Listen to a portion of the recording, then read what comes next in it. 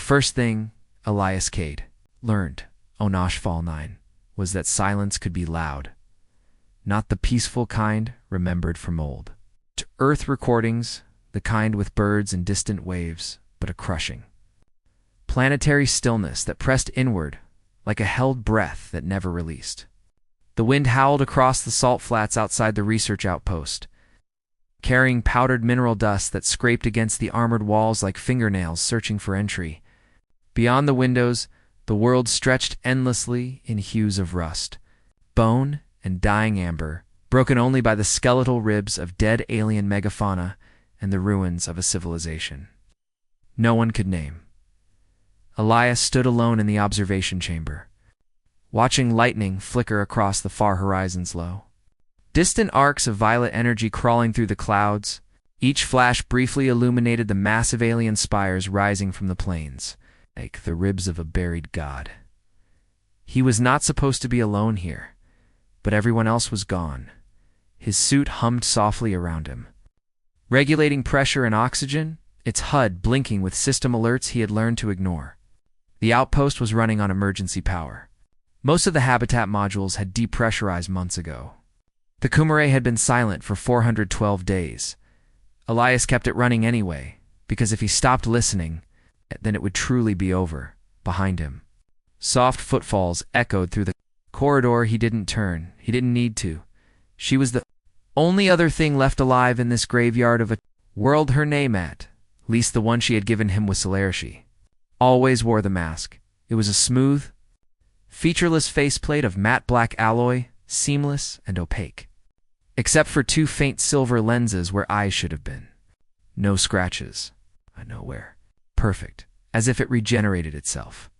The rest of her suit was scavenged human tech-patched, mismatched, clearly repaired by someone who knew survival more than aesthetics. She moved with a quiet grace that felt out of place in such a brutal environment.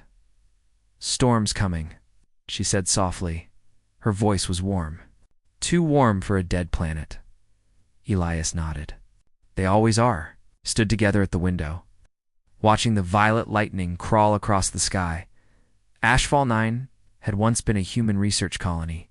Terraforming, xenobiology, ancient alien ruins. Then something had gone wrong. No distress signal had ever been received in silence. When Elias's salvage crew arrived 2 years ago, they found the colony intact, but empty. Our bodies. No signs of evacuation, just absence. Everyone else eventually left or died. Elias stayed, and Lyra appeared 6 months later. Wandering out of the storm like a ghost, he never asked where she came from. He never asked what was beneath the mask. He only knew one thing. Every time something dangerous happened, she was always between him and it. Always that night. The anomaly arrived. It started as a faint distortion on the outpost's long range. Scanners just a ripple in the background radiation of space, barely noticeable. Elias was alone in the Cums Bay, nursing a cup of reconstituted nutrient sludge that tasted faintly of metal.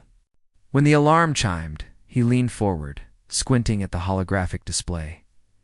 That's not right. A signal was coming through. Not a human frequency. Not alien either. Something. In between, it pulsed slowly, rhythmically. Like a heartbeat, Ilias's fingers trembled as he amplified it. A voice emerged, fragmented, distorted but unmistakably human. If anyone. Still?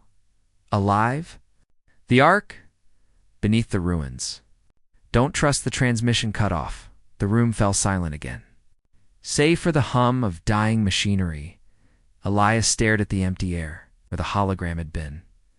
Someone was alive, or had been, and they were close. Lyra appeared in the doorway. Her silver lenses glowing faintly. "You heard it," she said. "Yeah," he swallowed. "It came from the old alien zone. The spires." She was quiet for a long moment. "That place isn't empty," she finally said. "Neither is this world," Elias replied. "Not anymore." Outside, the storm began. The journey across HFY 9 was a descent into memory and regret. They traveled in an armored crawler, its treads crunching over crystallized salt and ancient bone. The sky darkened as the storm approached, clouds swirling in massive spirals overhead. Violet lightning cracked down in the distance, illuminating the alien spires like towering gravestones. Elias drove, hands tight on the controls. He hadn't left the outpost in months. "I used to have a crew," he said suddenly. Lyra turned her masked face toward him. "They trusted me," he continued. "We came here looking for salvage. Data cores. Tech. Something to make it worth the risk. When the others wanted to leave, I convinced them to stay longer." The storm's light flickered across his tired eyes. "They're all dead now." Lyra said nothing. "I keep thinking, if I'd just let them go, if I hadn't been so desperate to find something, anything, maybe they'd still be alive." Her hand gently rested on his arm. "You're still alive," she said. "That's not the same." The crawler rolled onward into the storm. They found the structure. Half buried beneath the largest spire, an alien bunk, smooth, angular, made of a material that shimmered between metal and stone. Its entrance was sealed, but the signal emanated from deep inside. Elias felt like he was standing before a tomb that had never been meant to be opened. The doors slid apart with a whisper. Inside, the air was warm. 2 warm lights flickered on as they stepped inside, revealing long corridors lined with crystalline panels and ancient symbols. Everything was pristine, untouched. "Why is it still powered?" Elias whispered. Lyra didn't answer. They moved deeper, their footsteps echoing. They found rooms filled with strange machinery, suspended pods, holographic displays, frozen mid-message. And then they found the logs. Human logs. The Ark had been an experimental colony, an attempt to merge human consciousness with alien technology to survive hostile worlds. They called it the Continuum Project. The humans here hadn't died. They had transcended her. So they believed. But something had gone wrong. The alien intelligence beneath Ashfall 9 had altered them, changed them, made them something else. Ilias's stomach churned as he read the final log. "We are no longer alone in our minds. The planet is thinking with us, watching through us. We are becoming part of it, Lyra," he whispered. She stood very still. "The mask," he said. "Why do you never take it off?" Slowly, she turned to him. "Because if you saw what I am," she said softly, "you'd stop protecting me." The mask disengaged and fell away. Beneath it was a face that was almost human. Almost her skin shimmered with faint iridescent patterns, like living circuitry. Her eyes glowed with alien light. Subtle fractal lines moved beneath her flesh, as if something vast and ancient was flowing just below the surface.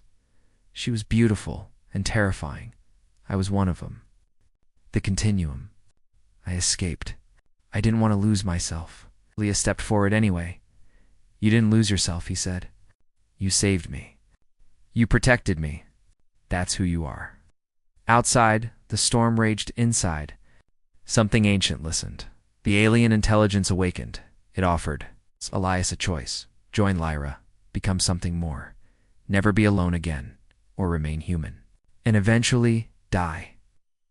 Elias looked at her, truly looked at her, and for the first time he saw not a monster, but a survivor. He took her hand. "Let's not be alone," he said. The universe changed. When the incoming signal finally arrived, human ships, searching the dead world, something new was waiting to answer them. Not just a man, not just a woman, but something in between, something more. On Ashfall 9, where silence once ruled, a new voice rose, and it was not afraid.